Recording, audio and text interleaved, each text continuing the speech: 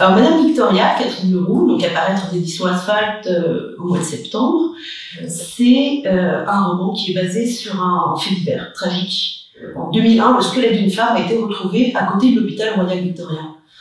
Malgré toute l'enquête, on n'a jamais pu savoir qui était cette femme, d'où elle venait. Encore maintenant, on n'en sait rien. Et elle est juste appelée sous le nom Madame Victoria.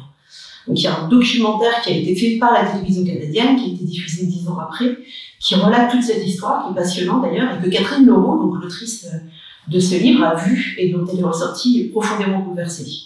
La question, c'est comment une femme peut-elle disparaître de façon aussi triste et aussi anonyme dans une ville aussi peuplée que Montréal, à côté d'un lieu comme un hôpital où il y a autant de passages. Donc elle a décidé de recourir à la fiction pour redonner non pas une vie à Madame Victoria, mais une multitude de vies. Toute une galaxie d'existences potentielles. Elle donne en fait plusieurs existences à cette Madame Victoria, de bas en haut de l'échelle sociale. Elle en fait une policière, elle en fait une comptable, elle en fait une gardienne d'enfants, elle en fait même une esclave.